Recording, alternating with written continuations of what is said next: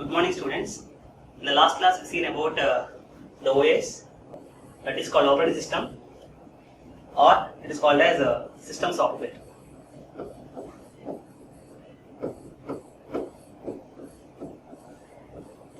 And its requirements. So, what are the requirements for this OS for switching processing?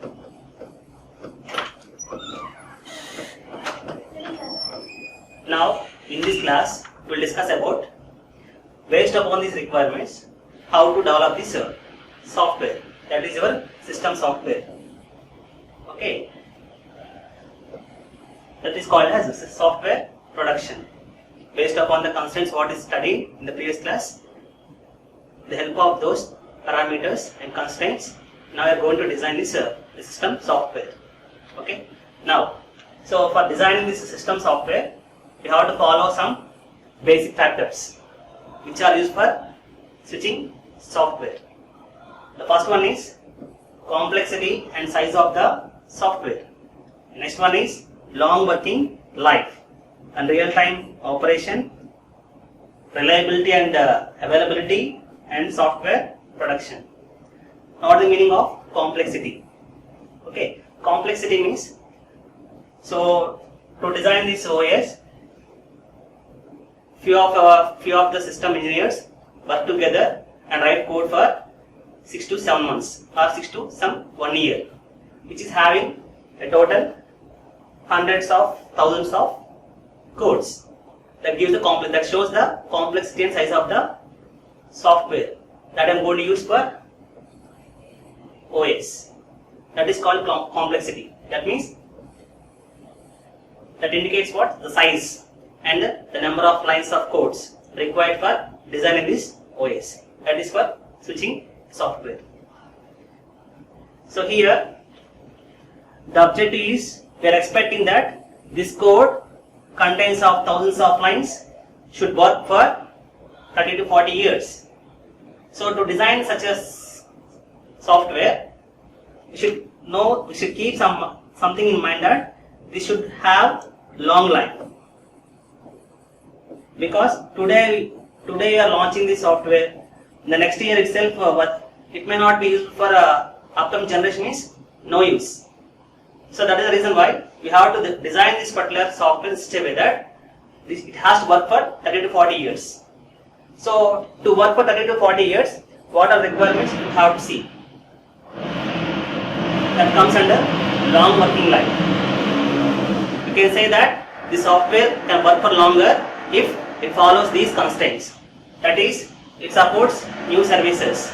At present, we may have some services. In the future, we may have to add new services, so that this OS should be compatible. Then only you can able to cope up with the upcoming generations.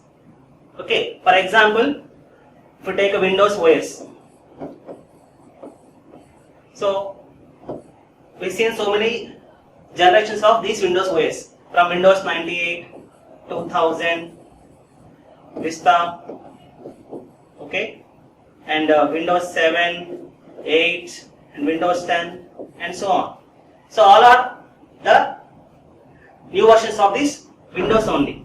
That means they design in such a way that keeping the upcoming generation in mind and upcoming hardware in mind, they have designed this OS. So how to design OS in such a way that it has to work for a longer duration. So it should support the new services and meet the requirements of the networking management. And one more thing, this telecom network is, it's a worldwide network. This telecom network is an worldwide network. Therefore, here we may use different devices, and in US they may use different devices or technologies. Therefore, this OS must be coping with the applications that may differ from country to country. Generally, this telecom service is a worldwide network. Okay, so they have to make up the coping up with the applications that are different from country to country. You have to see this also in mind. And last one is permitting developments and technologies. Okay, so if this OS is following all these requirements, then we can expect that OS can work for 30 to 40 years. 30 to 40 years. That is called, comes under the concept of long life relationships. And what is next one? Real-time operating system operations. We already know that the call processing is an event oriented. So whenever event occurs, it has to process. Therefore, this OS must be a real-time OS. And next one is reliability and availability. And last one is software portability. So what is the meaning of software portability? This particular software must be useful for the upcoming generation also. That is called as software portability. So these are some of the basic requirements or factors which are should be keep in mind while designing this OS.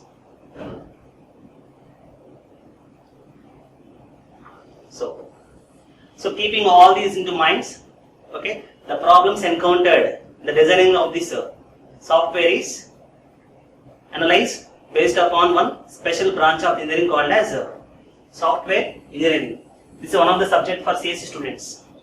Okay, so to design what, with the help of this branch of engineering, we are going to analyze what are the challenges and difficulties faced in the production of this software. Okay, so there are 4 stages are there in the software development based upon this software engineering concepts. First one is functional verification, function specifications. Next one is formal description, detailed specifications. Next one is coding and verification, testing and debugging. So these 4 steps can be followed in 2 ways. First one is a top-down approach. Another one is a modular design. So what is a top-down approach? Top-down approach means proceeding from general to a particular value, particular specification is called as a top-down approach. Proceeding from a general information, we have to discuss in detail with until the particular point is called as a top-down approach. What is modular design? Modular design means we are going to divide the software into modules in a step-by-step decomposition.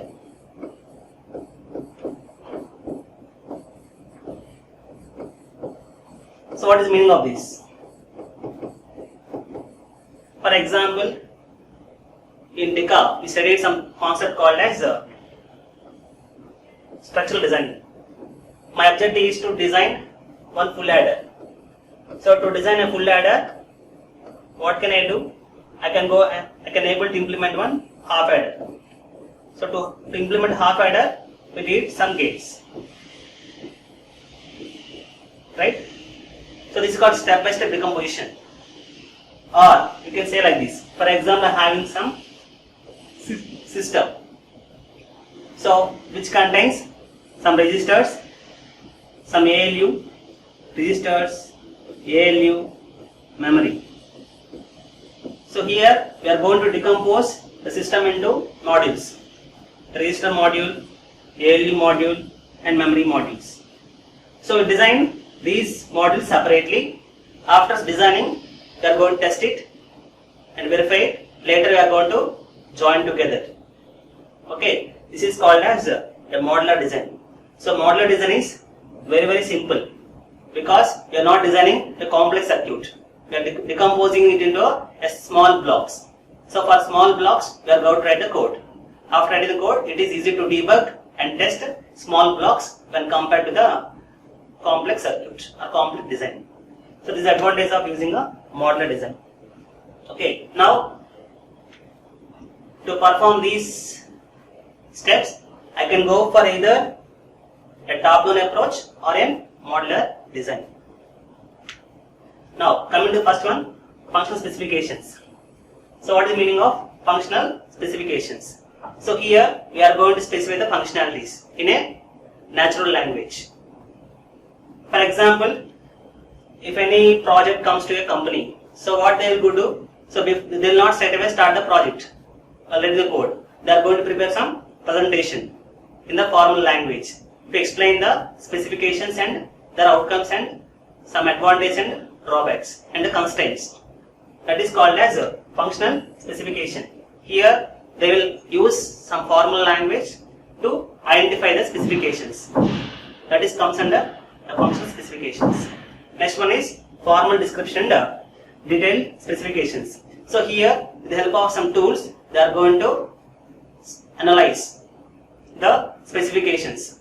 So in case of our software, we are going to use SDL, specification description language, for describing the formal language into our this is native language, and it is going to use some formal language. Okay, that comes under the formal description. And next one is coding and verification. So after understanding all the specifications, we have to code the design. After coding, we have to do the verification. So once this is over, we'll go for testing and debugging. So this is the entire process we are going to use for obtaining a software output or software design. Now we'll see the one by one. So here ITUT. What is ITUT stands for? International Telecommunication Union and Telegraph Systems. They given some standards for software production. So already we discussed, right? What we have to write some formal description. So for formal description, according to ITUT, we use SDL. Okay, and for coding, we'll go for this language, CHILL, CCITT, high level language. Okay, so there are some of the standards for software production: Z1002, Z199, and Z200 to Z299, and Z300 to Z399. So these are some of the standards recommended by ITUT for the designing of this software production. Okay, the first one is SDL. What SDL stands for? Specification Description Language. So this is used in which step? This is used in the second step. For formal description, we use SDL. Okay. So coming to SDL, this SDL is used for both software development as well as for documentation, high level documentation. We use this SDL language, specification description language. So SDL basically uses state transition diagrams. So in the microprocessor, we seen something like before writing the code, what we'll do? We'll draw some flowcharts, right? We'll draw some flowcharts. Here also, so before writing the code, we are going to analyze the functionality with respect of some flow diagrams. So this SDL provides a traditional flow charting method to represent these sequential as well as conditional computations. Similar to our microprocessor, we use some flow charts with the help of some start, stop, conditional branching, some process statements. Okay.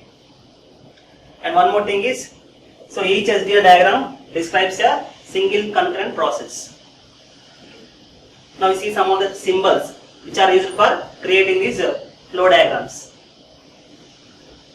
So these are the symbols we use for writing the formal description of this software production.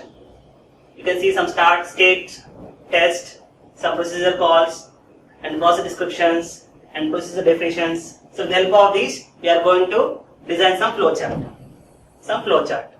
That flowchart is going to explain what are the functionalities that it has to perform in terms of concurrently or in terms of sequentially.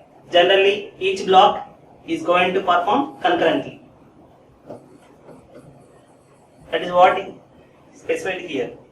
Each SDL diagram describes a single concurrent process. Okay, so SDL design is based on some mathematical modeling, which is known as FSM. Okay, finite state machines. Okay, what is finite state machines? So there are two types of FSMs are known. In SDL, we already studied this concept, FSM, finite state machines. How many types are there? Asynchronous FSMs and synchronous FSMs.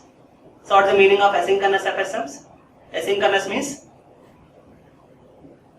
so they are the asynchronous FSMs. So here the state transition occurs only when input changes. State transition occurs only when input change. That is called as asynchronous FSMs. So already we know that to design any FSM, we require some common circuit as well as some memory circuits. Okay, this is about asynchronous final state machines. So here, if multiple inputs are changed, in that case what happens? This FSM is going to take some time to settle down for the final state. So before that, it is going to have some intermediate transitions. So before reaching the final state. So in asynchronous FSM states, state changes occurs as soon as the input arrives. If two or more inputs arrive, then the FSM transfers through number of transient states before settling down to the final state. So this is nothing but your asynchronous FSMs. What is the meaning of synchronous FSM? Synchronous means clock. So here the state transition occurs. Only when clock changes. That means the state changes depends upon the clock here. Therefore, we call it as synchronous FSMs. Out of this asynchronous and synchronous FSMs, we prefer synchronous FSMs because of its advantages. It is simple to design as well as you can have some relationship between inputs and outputs with respect to clock. Okay. Since clock operations are easier to model and analyze, switching systems can model with the help of synchronous FSMs. So this is about synchronous FSM and asynchronous FSM. So now we see the next one, that is language aspects. We see some 4 specifications. 1, 2, 3 and 4. First one is nothing but your native language, description of your specifications. Second one is some formal description, that is with respect to SDL. And third one is coding. So in coding, here we use nothing but language. Coding comes under the language aspects. In the olden days, or in generally, electronic switching systems uses assembly language programming. Okay, we use assembly language programming. But recent trends, we are going to use high-level languages in case of this assembly language programs. But since we are using this for call processing, so some special processing requirements are there in case of this OS. Therefore, the generally available high-level language such as Fortran, Argo and Pascal are not suitable for this type of SPC softwares. Therefore, we require some special softwares which can able to handle these real-time constraints. Therefore, for coding, according to the ITUT, they specified CHIL is the coding language that can be used for writing code for this system software. So ITUT approved this CHIL as suitable for coding the following SPC models. What are SPC models you can code with the help of CHIL? Means call handling, test and maintenance, operation system, online and offline supports, man-machine language interface and acceptance testing. So for all these SPC models, we can use CHIL. What is CHIL stands for? CTITT, high level language. This is the abbreviation of CHIL. Okay. Now we see the CHIL language has 3 major features such as data structures, action statements and program structures. So already we studied this data structures concepts in C, right? C++. Similar fashion, you can also apply this data structures for our software. So coming to these data structures, so this still supports both simple and complex data objects. It can able to support both simple and complex data objects. What is data object? Data object is either a value or location. A simple data object is either a value or location. The location is referred by a name and a value is stored in it. Okay. Data objects are attached by some modes also because it contains some data. This data may be an integer, it's a boolean, or it may be a character.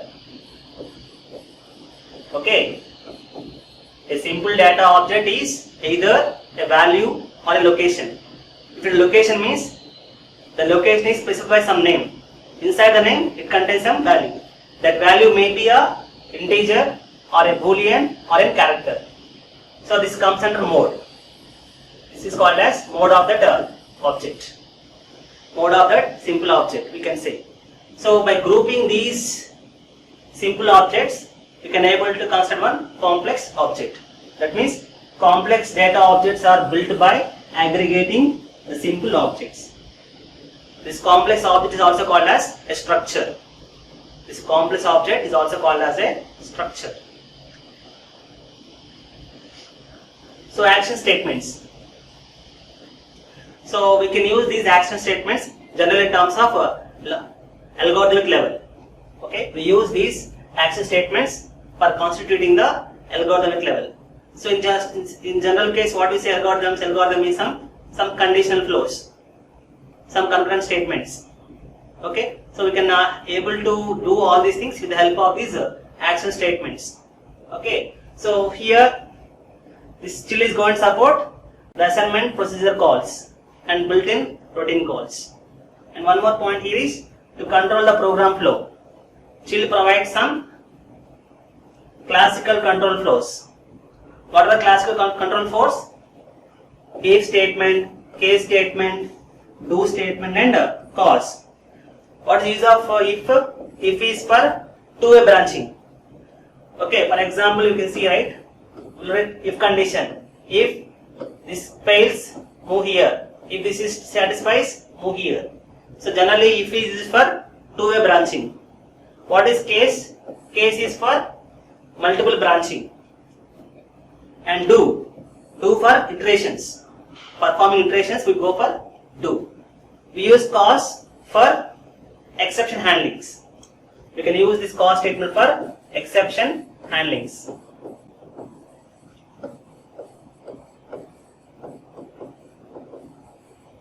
Okay. So along with these classical control statements, still also supports concurrent computations with the help of start, stop, delay, and continue statements. We seen these statements already in VSDL programming and all, right? Start, stop, delays, and continues. And next one is program structure. So already we seen, right, the process statements. So here also we can use these process statements to perform these program structures. So operations on process includes create, destroy, suspend, resume, block, name, and set priority. So we already seen all these parameters in previous classes. Creating a process, destroying a process, resuming a process. So to perform this program structure, we use the process statements. Okay. So this is about the system software.